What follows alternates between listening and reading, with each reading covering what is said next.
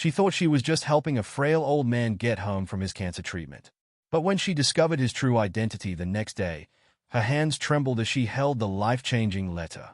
The alarm buzzed at 5:30 a.m. Sarah rolled over in her narrow bed, her hand hitting the plastic clock on the scratched bedside table. Through the thin walls of their apartment, she heard her mother's footsteps in the kitchen. "Sarah, honey, you awake?" Her mother's voice carried through the door. "Yeah, Mom." Sarah sat up, pushing aside the worn blanket. The springs of her mattress creaked. The morning routine played out like it always did. Sarah pulled on her jeans and a clean t-shirt while her mother packed lunch in the kitchen. The linoleum floor felt cold under her bare feet as she walked to the bathroom. "I made you a sandwich for lunch," her mother said when Sarah entered the kitchen. She wore her waitress uniform, the blue fabric slightly faded from too many washes. "I'll be working late at the diner tonight. There's leftover pasta in the fridge." Sarah nodded, taking a bite of toast. "What time will you be home?" "Around 10. Mr. Peterson asked me to cover Jenny's shift." Her mother's fingers tapped nervously on her coffee mug. "Will you be okay?" "Mom, I'm 13. I can handle a few hours alone." Her mother sighed, grabbing her purse from the counter. "Lock the door behind me." "And Sarah?" She paused at the door. "I wish." "I know, Mom. It's okay." Sarah forced a smile. They both knew what went unsaid. Wishes didn't pay bills. After her mother left, Sarah finished getting ready for school. She stood in front of the bathroom mirror, pulling her hair into neat braids. Her father had taught her how to braid her own hair before he died. The memory made her throat tight. School dragged by in a blur of classes and conversations she barely registered. When the final bell rang at 3:15 p.m., Sarah joined the stream of students flowing out of the building. Most headed for the bus line or waiting cars. She adjusted her backpack straps and started walking. Her route home took her through the wealthy neighborhood that bordered their apartment complex.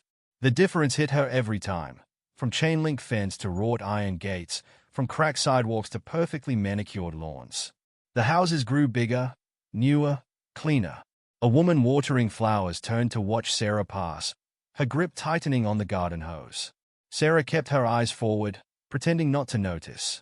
She'd gotten used to the looks, the way people's eyes followed her, checking their car doors were locked, clutching their purses closer. The sun beat down unusually hard for late September. Sweat trickled down Sarah's back, making her t-shirt stick to her skin. She was halfway home when she saw him.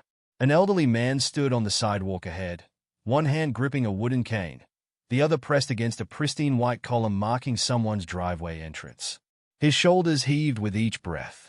Even from a distance, Sarah could see how pale he looked, his skin almost gray.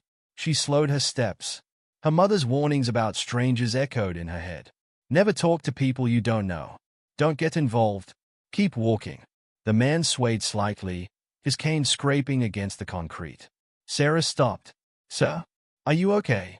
He turned toward her voice.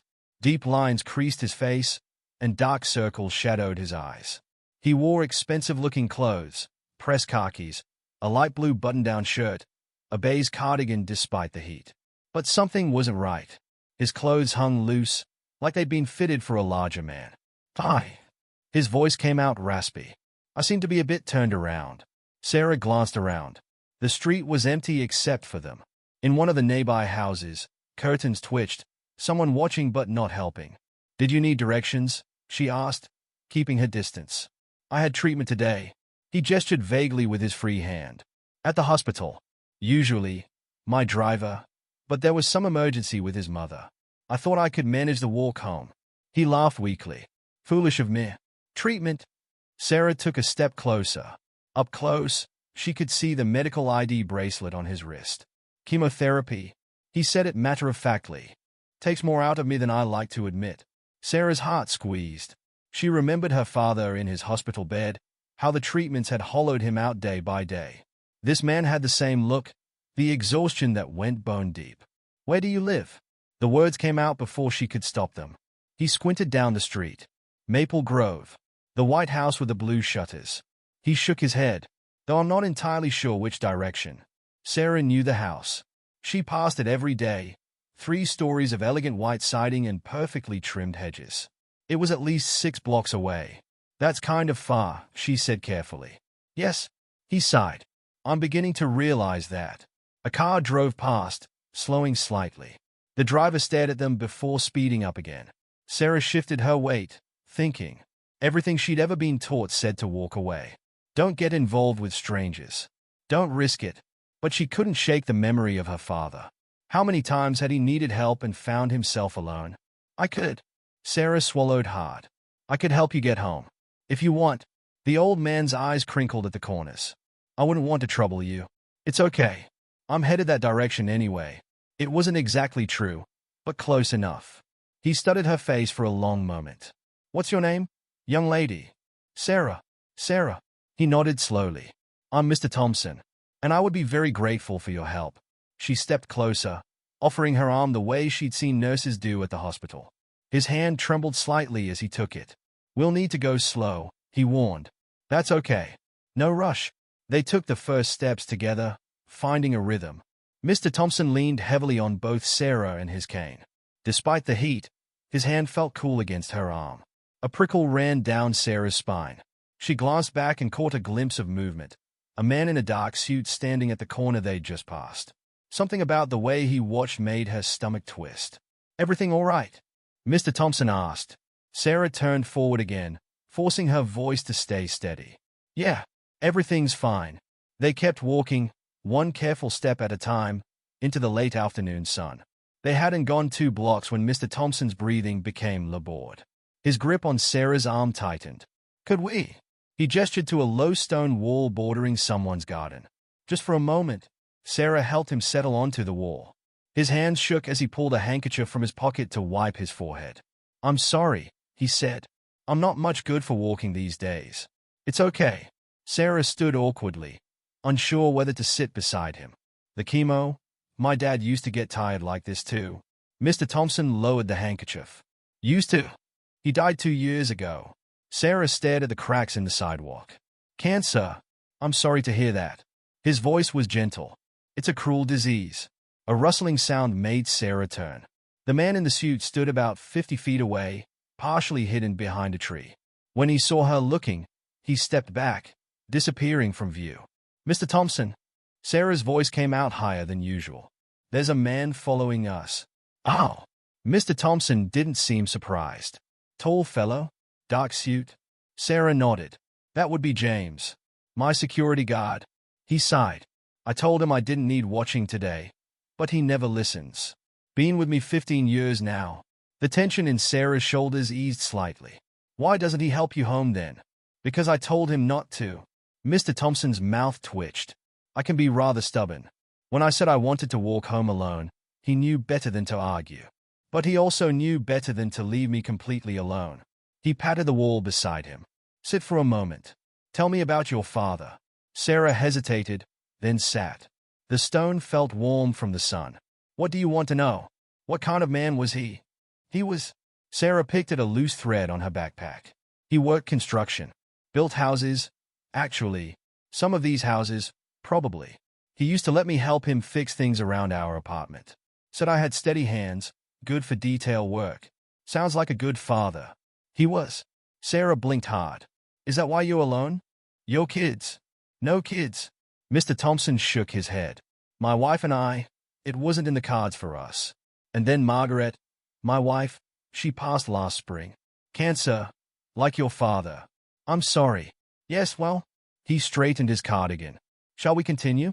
I think I can manage another block or so. They resumed their slow pace. Sarah found herself matching her steps to his, shorter and more careful than her usual walk. The sun had started its descent, casting long shadows across the sidewalk. What about you, Sarah? Mr. Thompson asked. Tell me about school. It's okay. I get good grades. Mom says education is important. Smart woman.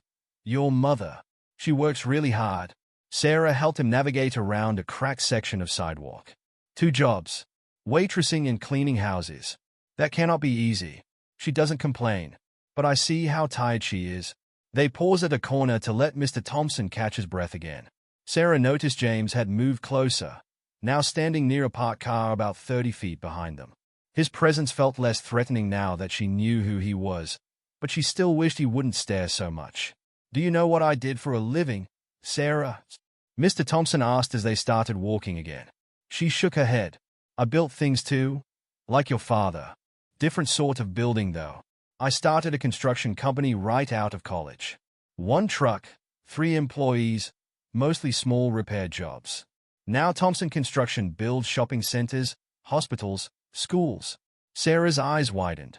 She'd seen the Thompson Construction signs around town, the big blue and white logos on construction sites. That's your company? Was my company. Retired 5 years ago. He coughed, a dry, rattling sound. Passed it on to my nephew. Good boy, knows the business. But sometimes I miss it. The smell of fresh lumber, the sound of hammers, watching something grow from nothing but plans on paper. They turned onto Maple Grove. The houses here were the biggest in the neighborhood, set back from the street behind iron gates and perfectly trimmed hedges.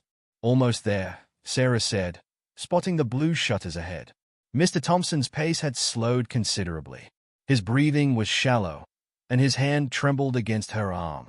When they finally reached his gate, he had to stop again. James, he called out. The security guard materialized beside them. The gate code, please. My memory seems to be failing me. James stepped forward and punched in a series of numbers. The gate swung open silently. The front walk seemed endless, a curved path through manicured gardens. By the time they reached the massive front door, Mr. Thompson was leaning almost his full weight on Sarah's arm. Inside, he managed. My study, first door on the right. James opened the door, and Sarah helped Mr. Thompson through a grand foyer with a crystal chandelier and into a wood-paneled room lined with books. He sank into a leather armchair with a groan. Water, he said to James. And my pills from the kitchen counter. And Sarah will have. He looked at her questioningly. Oh, no, I should go. Sarah backed toward the door. My mom will worry. Nonsense. You must let me thank you properly. Really? I don't need anything. I just wanted to help. Mr. Thompson studied her face. Why did you stop? When you saw me on the street. Most people wouldn't have. Sarah thought about her father again. About all the time she'd wished someone would help him. Because it was right. That's all. That's all, he repeated softly. You know, Sarah, in business I learned that everyone wants something. Everyone has an angle. It's rare to meet someone who helps simply because it's right. James returned with a glass of water and a pill bottle. Mr. Thompson took them with a nod of thanks. At least let James drive you home, he said to Sarah. It's getting late. No, really. I'll be fine. I walk this way every day. Mr. Thompson looked like he wanted to argue but seemed too tired. Then thank you, Sarah. You've done an old man a great service today. You're welcome. Sarah shifted her backpack. I hope your treatment works. As do I. He smiled, and for a moment, the exhaustion lifted from his face. You have a kind heart, Sarah. Don't let the world change that. James walked her to the door. As she stepped outside, the security guard spoke for the first time. Miss. His voice was unexpectedly gentle. He hasn't walked that far in months. Not since Mrs. Thompson passed. Thank you. Sarah nodded, not sure what to say. She hurried down the front walk as the sun sank toward the horizon. Behind her, lights began to glow in the windows of the massive house. Her mother would be worried. It was later than usual. But as Sarah walked home through the gathering dusk, she felt lighter somehow. Like she'd done something that mattered, even if it was just helping one tired old man find his way home. She didn't notice the way James watched until she turned the corner, or how Mr. Thompson sat in his study long after she'd gone, staring thoughtfully at nothing. Sarah's phone showed 6:45 p.m. when she finally reached their apartment building. The security light above the entrance flickered, casting uneven shadows across the cracked concrete steps. Mrs. Rodriguez from apartment 2B stood outside, watering the small patch of petunias she planted in a plastic bucket. Sarah. The older woman lowered her watering can. Your mother called. Twice. Sarah's stomach dropped. Did she sound mad? Worried? Mrs. Rodriguez shook her head. You're never this late. I had to help someone. Sarah pulled out her phone as she climbed the stairs. 3 missed calls. She unlocked their apartment door and dropped her backpack by the entrance. The kitchen clock read 6:47 p.m. Her mother wouldn't be home for hours, but Sarah knew she needed to call right away. The phone barely rang once. Sarah. Her mother's voice was tight with worry. Where have you been? I've been calling Dash. I'm sorry, Mom. I'm home now. I'm okay. What happened? You always call if you're going to be late. Sarah sank onto the worn couch. I helped this old man get home. He was sick. He had cancer treatment today, and his driver wasn't there, and he couldn't walk by himself. You what? Her mother's voice rose. Sarah, what have I told you about strangers? I know. But, Mom, he really needed help. He was like Dad after his treatments. Remember how hard it was for him to walk? Silence stretched across the phone line. Sarah heard the clatter of dishes in the background, the diner's usual dinner rush. Finally, her mother sighed. Tell me everything. Sarah described meeting Mr. Thompson, the long walk to his house, James watching from a distance. As she talked, she could hear her mother's breathing slowly steady. He lives in that big white house. On Maple Grove. Yeah, the one with blue shutters. I cleaned that house. Her mother's voice softened. Or I used to, before Mrs. Thompson passed. They were always kind to me. Really? Anytime. Mr. Thompson would leave generous tips, and Mrs. Thompson always asked about you. A pause. Still, Sarah, you can't just. I know. I'm sorry I didn't call. Promise me you'll be more careful. I promise. Okay. Sarah heard someone calling in the background. I have to go. There's money on the counter for pizza if you want. Love you. Love you too, Mom. After hanging up, Sarah ordered a small pepperoni pizza and tried to start her homework. But she couldn't focus. Her arms ached from supporting Mr. Thompson's weight, and her mind kept drifting back to their conversation. The doorbell rang, pizza delivery. As Sarah counted out the money, including a small tip from her own savings, she thought about what Mr. Thompson had said about his company. How many buildings in their city had he helped create? How many people worked for him? She ate at the kitchen counter, flipping through her phone. Thompson Construction had a website. Articles about their projects filled local news sites, new housing developments, a children's hospital wing, a downtown renovation project. In every photo, the same blue and white logo. A light rain started, pattering against the kitchen window. Sarah wrapped the leftover pizza in foil and put it in the fridge. Her father used to say that rain was good luck, nature's way of washing everything clean. She thought about Mr. Thompson in his huge house, probably alone except for James. Did he eat dinner by himself? Did he miss his wife the way Sarah and her mother still missed her father? The rest of the evening passed slowly. Sarah finished her math homework, took a shower, and got ready for bed. She left the living room light on for her mother, their usual routine. Just before midnight, she heard the apartment door open. Sarah. Her mother's whisper carried down the hall. You awake? Yeah. Sarah sat up as her mother appeared in the doorway. She still wore her waitress uniform, her hair falling loose from its ponytail. Her mother sat on the edge of the bed. I've been thinking about what happened today. I really am sorry, Dash. I know. Her mother smoothed the blanket. And I understand why you did it. Your father would have done the same thing. Sarah felt tears prick at her eyes. Yeah. He always said doing the right thing wasn't about being smart or safe. It was about being human. She squeezed Sarah's hand. Just, next time call me first. Okay. Her mother stood, looking tired but less worried than before. Get some sleep. You've had quite a day. After her mother left, Sarah lay awake for a long time, listening to the rain. She thought about all the choices that had led to that moment. Mr. Thompson deciding to walk home, his driver being away, Sarah taking her usual route. Small decisions that somehow led to their paths crossing. She wondered if she'd ever see him again. Probably not. Rich people like that lived in a different world, one that only briefly intersected with hers. Tomorrow everything would go back to normal, school, homework, walking home alone. But as she finally drifted off to sleep, Sarah couldn't shake the feeling that something had shifted. Like ripples spreading from a stone dropped in still water, touching shores yet unseen. She didn't know that across town, in a house with blue shutters, Mr. Thompson sat at his desk writing a letter. Or that James stood quietly in the doorway, making a phone call that would change everything.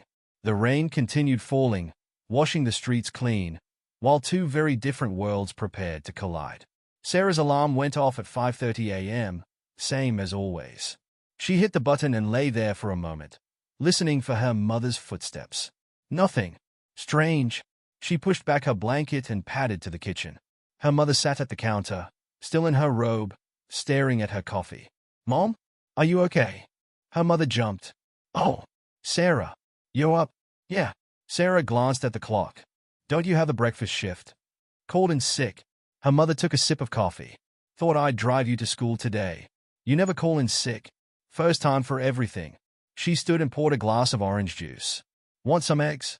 Sarah was about to answer when a deep rumbling sound came from outside. Her mother froze, coffee cup halfway to her lips. "What is that?"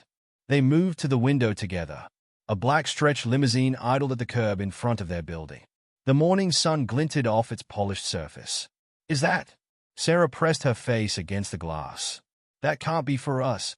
Her mother set down her cup with a sharp click. "Stay here." "Mom, stay here." Sarah watched from the window as her mother, still in her bathrobe, marched down the front steps. Other residents had noticed too. Mrs. Rodriguez peered through her blinds. Mr. Chen from 3A stood on his balcony in his pajamas. A tall man in a black suit stepped out of the driver's seat. Sarah recognized him immediately. James, Mr. Thompson's security guard. He spoke briefly with Sarah's mother, then handed her a cream-colored envelope. Her mother stared at it for a long moment before turning and walking back inside.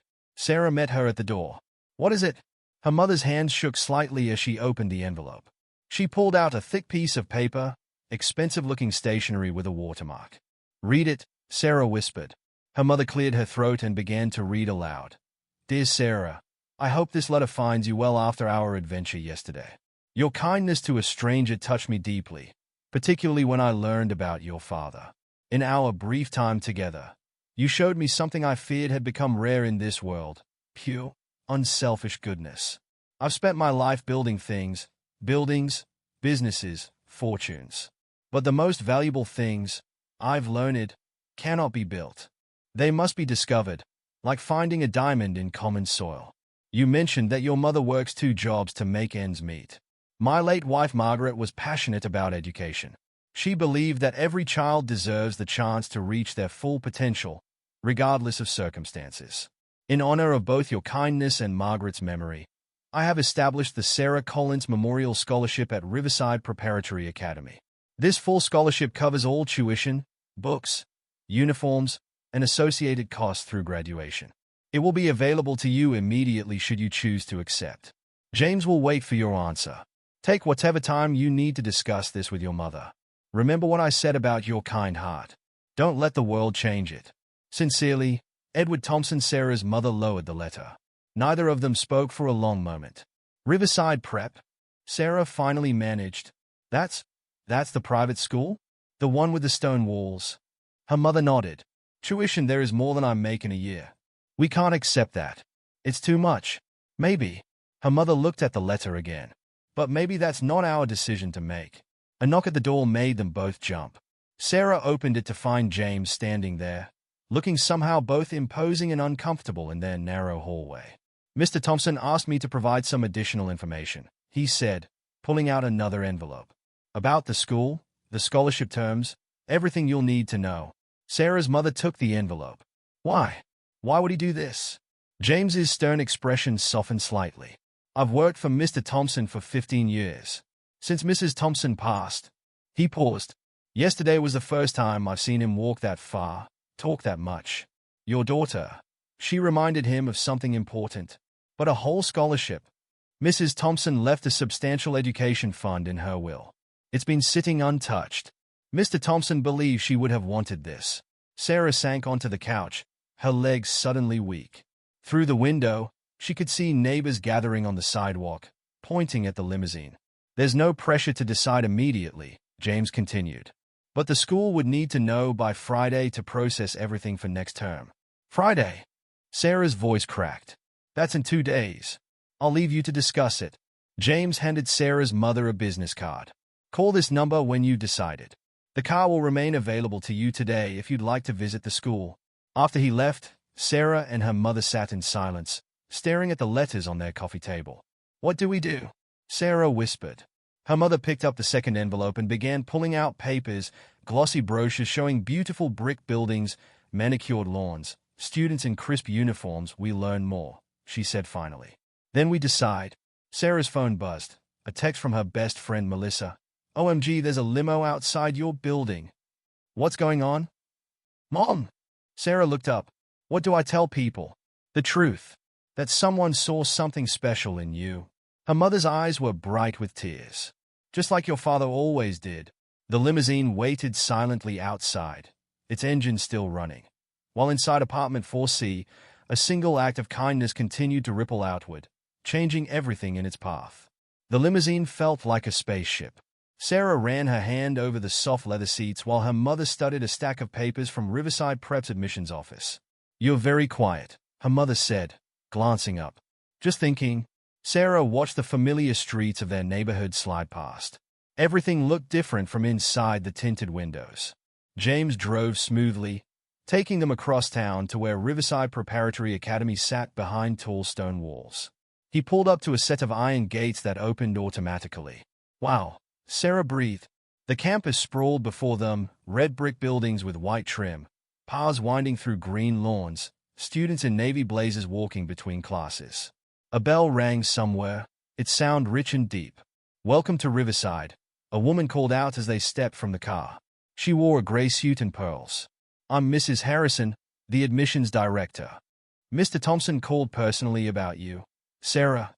Sarah's mother straightened her jacket. She changed into her best work clothes. Thank you for seeing us on such short notice. Of course. Shall we begin the tour? The next 2 hours passed in a blur. They saw classrooms with smart boards and laptop stations, a library with 2 floors of books, science labs with equipment Sarah had only seen in movies, a cafeteria that looked more like a restaurant. Our class sizes average 15 students, Mrs. Harrison explained as they walked. Every student receives individualized attention. We offer 12 AP courses, and 98% of our graduates attend 4-year colleges. Sarah barely heard the statistics.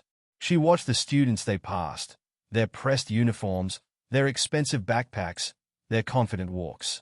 Everyone looked like they belonged here. Everyone except her. And this is our art studio, Mrs. Harrison said, opening another door. Sunlight streamed through tall windows.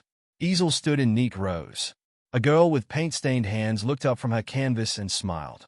Hey, she said. You visiting? This is Sarah, Mrs. Harrison replied. She may be joining us next term. Cool. I'm Maya. The girl gestured to her painting, a cityscape in bold colors. You like art? Yeah. Sarah moved closer to the canvas. I draw sometimes. Nothing like this, though. You should see my first attempts. Total disaster. Maya grinned. But Miss Chen, she's our teacher. She says art isn't about being perfect. It's about being brave enough to try. Something tight in Sarah's chest loosened slightly. The tour ended in Mrs. Harrison's office.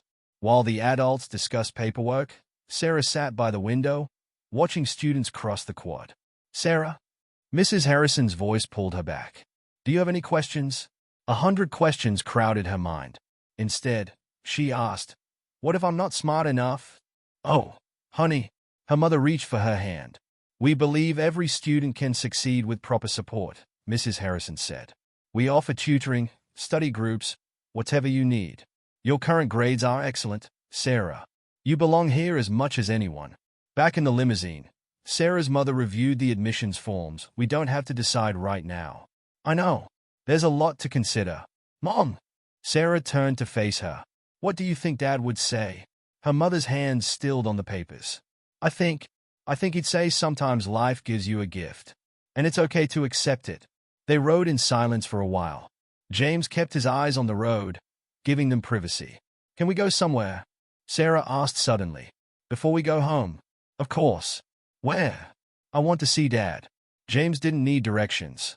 He drove smoothly to Oakwood Cemetery, parking near the entrance. Sarah and her mother walked the familiar path to her father's grave. The simple headstone read, Michael Collins, beloved husband and father, forever in our hearts. Sarah crouched down, touching the cool granite. Hey, Dad, I need some advice. Her mother stepped back, giving her space. A warm breeze rustled the grass. There's this opportunity, Sarah continued quietly. It's big. Maybe too big. I'm scared. What if I fail? What if I don't fit in? But then I remember what you used to say about building houses. How every brick matters, even if you can't see the whole structure yet. She wiped her eyes. I met someone who builds things too. Different things than you. But I think you'd like him. He saw something in me, just like you always did. Standing, Sarah turned to her mother. I want to try. Are you sure? No. Sarah managed a shaky laugh. But I want to be brave enough to try. Her mother pulled her into a tight hug. Over her shoulder, Sarah watched a pair of cardinals land on a nearby tree, one red, one brown. Her father used to say they mated for life. James, her mother called softly. We're ready. The drive home felt different. Sarah sat straighter. Something settled in her chest. They had dozens of forms to fill out, uniforms to order, schedules to arrange. But those were just details. The limousine pulled up to their building. Before they got out, Sarah's mother took her hand. Your father would be so proud of you, she said. Not because of the school, because of who you are. James opened the car door. The afternoon sun caught the tears on Sarah's mother's cheeks, making them shine like diamonds. I'll call Mr. Thompson's office, she said, gathering the papers. Let them know our decision. Sarah looked up at their apartment building, the familiar brick, the crooked fire escape, the window of their home. Everything looked exactly the same but felt entirely different. Sometimes life changed in big moments, accidents, illnesses, sudden losses. But sometimes it changed in small ones, helping a stranger, taking a walk, being brave enough to say yes. The Saturday after accepting the scholarship, Sarah stood again at the iron gates of the Thompson mansion. This time, she carried a small box of homemade cookies. Mom, they are probably not good enough, she said, fidgeting with a ribbon her mother had tied around the box. They are perfect. Her mother squeezed her shoulder. Just like your father's recipe. James met them at the door, his usual stern expression softening slightly. Mr. Thompson is in the garden. He's having a good day. They followed him through the house. Sarah tried not to stare at the paintings on the walls, the crystal chandeliers, the gleaming wooden floors. Everything looked expensive and untouchable. The garden spread out behind the house, roses, hydrangeas, and plants Sarah couldn't name. Mr. Thompson sat in a cushioned chair near a small fountain, wrapped in a light blanket despite the warm day. Sarah, he smiled, looking stronger than the last time she'd seen him. And you must be Mrs. Collins. Please, sit. James brought out chairs and disappeared back into the house. I brought you cookies, Sarah said, holding out the box. My dad's recipe. He used to make them every Sunday. Mr. Thompson opened the box carefully. Chocolate chip. My favorite. He took a bite and closed his eyes. Perfect. Margaret used to bake. But I'm afraid I never learned. Tell me about her. Sarah asked. Your wife. He looked surprised, then pleased. She was a teacher, before we married. Never lost her love of education. She'd be thrilled about your scholarship. Did you meet her at school? No. He chuckled. At a construction site, of all places. She was protesting the demolition of an old library to make way for offices. Gave me quite an earful about the importance of preserving knowledge over profits. What did you do? Changed the plans. Kept the library, built around it. Cost a fortune, but... He smiled at the memory. She agreed to have dinner with me. Said any man willing to admit he was wrong might be worth knowing. James returned with a tea tray. Sarah watched him pour 3 cups with practiced ease. Sarah mentioned you used to clean for us. Mr. Thompson said to her mother. Yes, sir. Before Mrs. Thompson's illness. Ah, yes. Things got rather chaotic then. He stirred sugar into his tea. How are you finding Riverside's paperwork? James mentioned there was quite a lot. It's overwhelming, Sarah's mother admitted. But we're managing. I took the liberty of having my lawyer review everything. He'll be happy to explain anything unclear.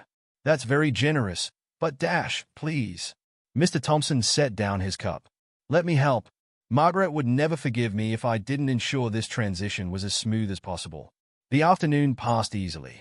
Mr. Thompson showed them pictures, his wife in her teaching days, the early years of his company, the library he'd saved to win a first date. What about your family? Sarah asked. You mentioned a nephew. A shadow crossed his face. Thomas. Runs the company now. Good businessman, but... He sighed. We don't see much of each other since Margaret passed. Different priorities, I suppose. Sarah thought about the man she'd seen watching them during their walk. But you have James. Indeed. Mr. Thompson smiled fondly. More family than employee these days. Stubborn as a mule, but loyal to a fault. As if summoned, James appeared with fresh tea. Sarah noticed how carefully he adjusted Mr. Thompson's blanket, checked his water glass, remained within calling distance. Your treatments, Sarah's mother said hesitantly. How are they going? Better, lately? Mr. Thompson straightened in his chair. The doctors are cautiously optimistic, though I suspect having visitors helps more than any medicine. We could. Sarah glanced at her mother. We could come again? If you want. I'd like that very much. He reached for another cookie. Perhaps you could tell me more about your father? He sounds like a man I would have enjoyed knowing. So Sarah told him about her father's Sunday baking sessions, how he'd let her measure ingredients and lick the spoon, how he'd taught her to use tools, to build things with her hands, to take pride in creating. The sun began to set, painting the garden in gold. James brought out lights that twinkled in the growing dusk. We should go, Sarah's mother said finally. You need your rest. Next Saturday? Mr. Thompson asked. I'd love to hear what you think of Riverside after your first week. Sarah hugged him carefully before they left. He felt fragile under his sweater, but his arms were strong. Thank you, she whispered. For everything. No, my dear. He patted her back. Thank you. As James drove them home, Sarah watched the lights of Mr. Thompson's garden fade behind them. She thought about how spaces could be filled, empty houses with people, quiet gardens with voices, lonely afternoons with new friends. Is nothing like I expected, her mother said softly. What did you expect? Rich people? They can be different, distant, but he's just sad, Sarah finished. And kind, like ripples in still water, circles of connection spread outward. A young girl and an old man, brought together by chance. A mother and daughter, facing change together. A loyal guardian watching over them all. In the growing darkness, Sarah remembered her father saying that family wasn't always about blood. Sometimes it was about who showed up, who stayed, who shared their cookies and their stories and their hearts. Sarah stared at herself in the bathroom mirror. The Riverside Prep uniform felt stiff and strange. Navy blazer, crisp white shirt, plaid skirt, knee socks. Her mother had ironed everything twice. Sarah, her mother's voice carried from the kitchen. Your toast is getting cold. Coming. One last check. Hair neat, tie straight, new shoes polished. Sarah grabbed her backpack, also new, the required Riverside style, and headed to the kitchen. Her mother had made a full breakfast, eggs, toast, orange juice. She never made breakfast on school days. Mom, you didn't have to dash, first day. Her mother pushed a plate forward. Eat. Sarah managed a few bites. Her stomach felt too tight for food. Outside, a car horn beeped softly. That's James, her mother said. Mr. Thompson had insisted on having James drive Sarah to school, at least for the first week. Until you're comfortable with the bus route, he'd said, but Sarah suspected it was more than that. The black car waiting outside wasn't the limousine, but a more modest sedan. Still, Mrs. Rodriguez peeked through her blinds as Sarah climbed in. Good morning, Sarah, James said, his usual formal tones softened slightly. Ready? No. He actually smiled at that. You will be. The drive felt too short. Soon they were pulling up to Riverside's gates, joining the line of expensive cars dropping off students. Sarah's hands clenched in her lap. Sarah. James turned to face her. Mr. Thompson asked me to give you something. He handed her a small envelope. Inside was a note in Mr. Thompson's careful handwriting. Dear Sarah, remember, you earned your place here through kindness, which is rarer and more valuable than any amount of money. Hold your head high. Your friend, Edward Thompson. Sarah tucked the note into her blazer pocket. Thanks, James. I'll pick you up at 3:30. Taking a deep breath, Sarah stepped out of the car. Other students streamed past her toward the main building. She checked a schedule. Homeroom with Mrs. Chen, room 214. The halls gleamed with polished floors and wood-paneled walls. Sarah followed the room numbers, trying to look like she knew where she was going. Hey, Sarah, right? She turned to see Maya from the art studio jogging toward her, paint-splattered canvas shoes peeking out under her uniform skirt. I was hoping I'd find you, Maya said. What's your first class? Homeroom with Mrs. Chen. Me too. Come on, I'll show you. Maya chatted as they walked, pointing out shortcuts and important landmarks. That's the senior lounge. We can't go in there yet. Oh, and avoid the third-floor bathroom. It's haunted. Not really, but everyone pretends it is. Mrs. Chen's classroom had tall windows and individual desks arranged in a semicircle. Maya pulled Sarah toward two empty seats. Thanks, Sarah said as they sat. For helping me? No problem. I was new last year. Scholarship kid too. It's scary at first, but not as bad as it seems. Before Sarah could respond, Mrs. Chen called for attention. Good morning, everyone. We have a new student joining us. Sarah Collins. Sarah felt every eye turn toward her. She managed a small wave. Welcome to Riverside, Mrs. Chen said warmly. Maya, would you be willing to be Sarah's mentor for the first few weeks? Already on it, Mrs. Chen. The morning passed in a blur of new teachers, new classrooms, new faces. Maya stuck close, helping Sarah navigate the unfamiliar routine. By lunch, Sarah's head spun with information. The cafeteria buzzed with conversation. Maya led Sarah to a table where two other girls sat. Guys, this is Sarah. Sarah, meet Lily and Jessica. Hi. Sarah set down her lunch tray. The cafeteria food looked better than some restaurants she'd been to. Is it true you got the Thompson scholarship? Lily asked. My mom's on the school board. She said it's like a huge deal. Sarah shifted uncomfortably. Yeah, I guess. How did you meet Mr. Thompson? Jessica leaned forward. I heard Dash. Hey, Maya interrupted. Let her eat first. Okay. 20 questions later, Sarah shot her a grateful look. They ate while Maya and her friends discussed normal things. Homework, weekend plans, the cute new history teacher. Want to see the best spot on campus? Maya asked when they finished eating. She led Sarah up a back staircase to a small balcony overlooking the grounds. I come here sometimes to sketch, Maya said. It's quiet. Sarah leaned on the railing. From here, she could see everything. The carefully tended gardens, the sports fields, the stone walls that separated Riverside from the rest of the world. Overwhelming, right? Maya said quietly. Yeah. Sarah pulled out Mr. Thompson's note, running her thumb over the paper. Everyone knows about the scholarship. About him. People will talk for a while, then they'll find something else to gossip about. Maya shrugged. Just be yourself. That's what my mom told me when I started here. Your mom sounds smart. She is. Single mom, like yours. Works as a nurse. Maya smiled. The scholarship changed everything for us. It will for you too, if you let it. The bell rang, signaling the end of lunch. As they headed to afternoon classes, Sarah felt something loosen in her chest. Maybe she wasn't as alone here as she'd thought. The rest of the day passed more easily. In English, they discussed To Kill a Mockingbird. Sarah had already read it with her mom. Math was advanced but not impossible. By the time the final bell rang, she'd almost stopped feeling like an imposter in her new uniform. James waited exactly where he'd dropped her off. Good day. Yeah. Sarah was surprised to realize she meant it. Actually pretty good. Mr. Thompson will be pleased to hear that. He's been quite anxious about your first day. Sarah smiled, thinking of the note in her pocket. Can we stop by to see him? Just for a minute. He hoped you'd ask. They found Mr. Thompson in his study, looking better than he had on Saturday. His face lit up when Sarah walked in. Well, tell me everything. So Sarah told him about Maya and her friends, about the classes, about the balcony view. He listened intently, asking questions, genuinely interested in every detail. I knew you'd find your place, he said when she finished. Just like Margaret always said, education opens doors, but it's kindness that helps you walk through them. I was scared, Sarah admitted. Still, a little. Good. A little fear keeps us humble. He coughed, and James immediately appeared with water. Will you come Saturday?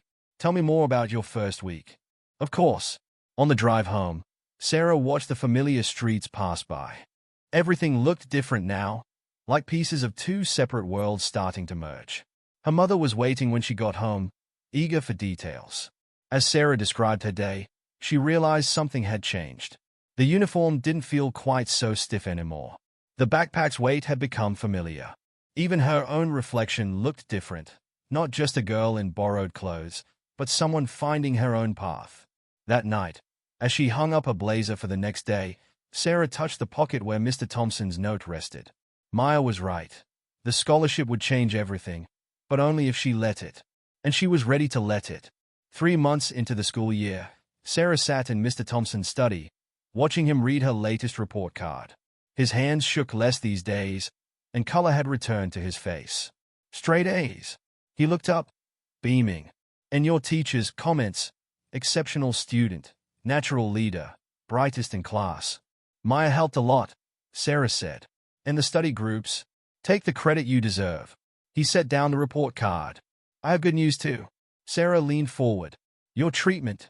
The doctors are very optimistic. The latest scan shows significant improvement. He smiled at her obvious relief. They're calling it a remarkable recovery. That's amazing. Sarah jumped up to hug him, something she'd never have dared do 3 months ago. Have you told Thomas? Your nephew? Mr. Thompson's smile faded slightly. Not yet. We still don't. You should call him, Sarah said firmly. His family. When did you get so wise? He patted her hand. Speaking of family, how is your mother? Better since she quit the diner job. The housekeeping business is doing really well. She has 3 new clients this month. The grandfather clock chimed 4. James appeared with tea and cookies, store-bought, but Mr. Thompson insisted they weren't as good as Sarah's. Oh, Sarah remembered. I wanted to tell you about something that happened at school yesterday. Do tell. There's this new girl, Emma. She just started mid-semester because her dad lost his job and they had to move. Sarah stirred her tea. She sits alone at lunch. Reminds me of my first day. And what did you do? Maya and I invited her to study with us. Turns out she's really good at physics. She's been helping me with the hard stuff. Mr. Thompson nodded approvingly. Kindness rippling outward. Like you did for me. No. He shook his head. You started the ripple. Sarah. That day on the street. I simply carried it forward. James cleared his throat quietly. Sir, it's time for your medication. Ah, yes. Mr. Thompson took the pills James offered. Sarah, there's something I'd like to discuss with you and your mother. Could you both come for dinner on Saturday? Sure. Is everything okay? Everything is perfect. He smiled mysteriously. I just have an idea I'd like to share. On Saturday evening, Sarah and her mother arrived to find the formal dining room set for dinner. Crystal glasses sparkled under the chandelier. Mr. Thompson waited at the head of the table, dressed in a suit. You look great, Sarah said, hugging him carefully. Feel great. He held her mother's chair. James has outdone himself with dinner. The food was amazing. Roasted chicken, garlic potatoes, fresh vegetables. Sarah had gotten used to fancy meals during their visits, but this felt special. I've been thinking, Mr. Thompson said as James cleared the dinner plates. About the scholarship. About its future. Sarah's mother set down her water glass. Its future. Margaret's education fund was substantial. Enough for many scholarships, not just one.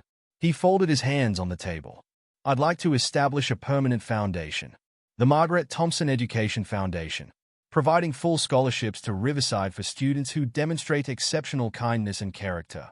Sarah's mouth fell open. Her mother made a small sound of surprise.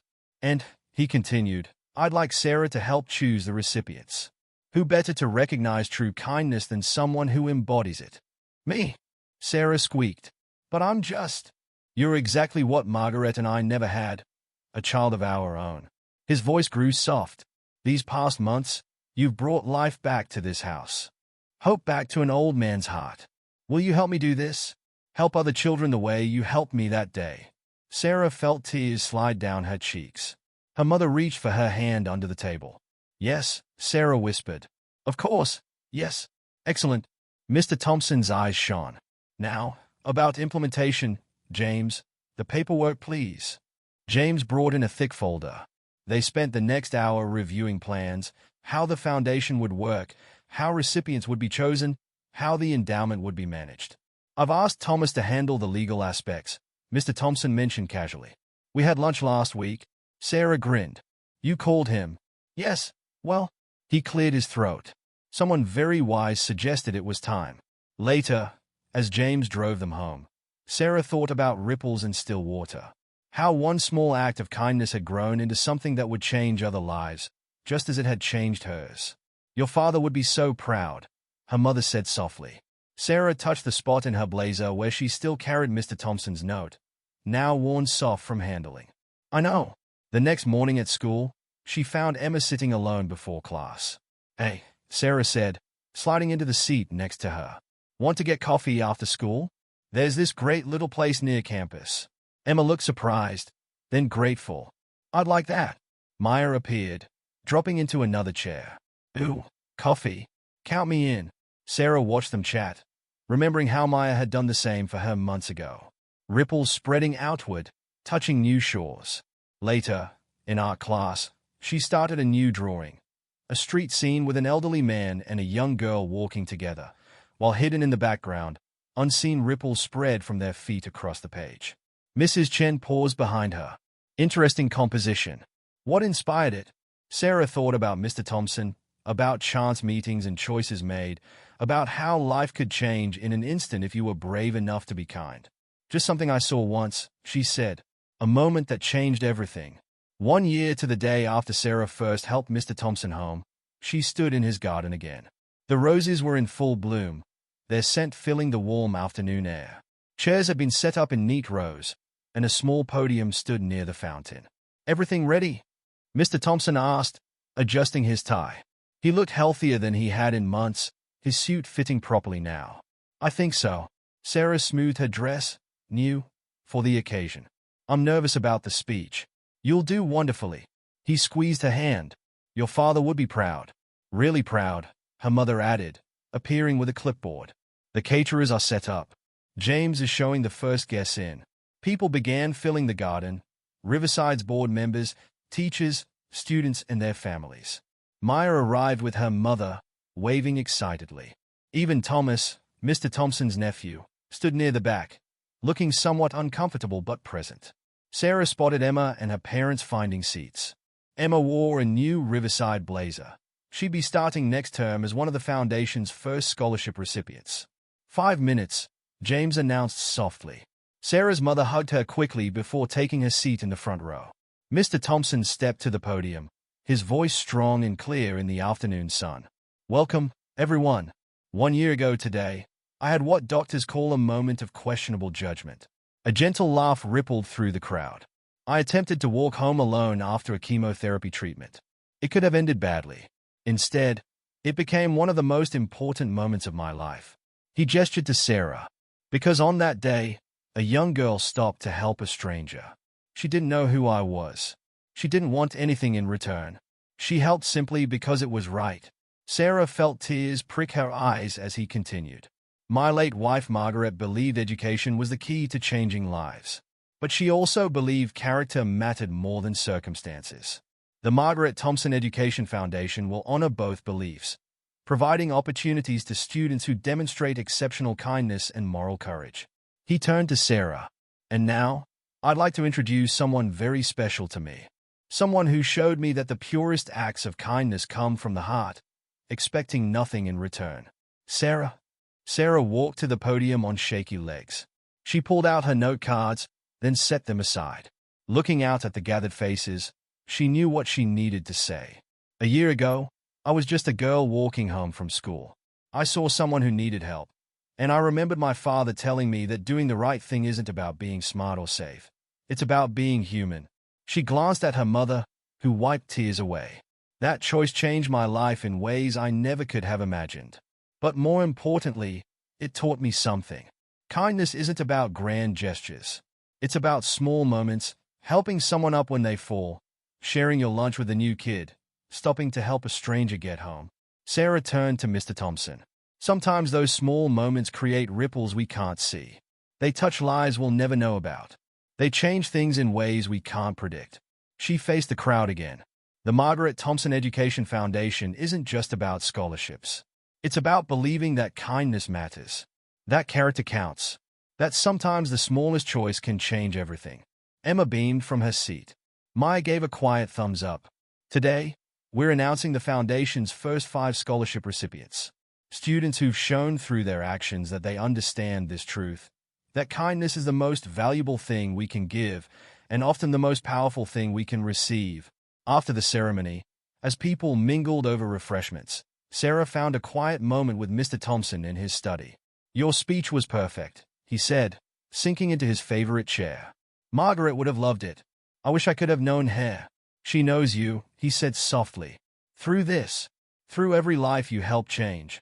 James appeared with tea, and Sarah's cookies, made fresh that morning from her father's recipe.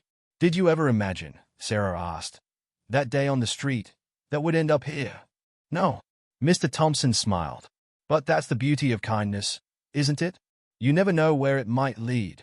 They sat in comfortable silence, listening to the happy voices from the garden.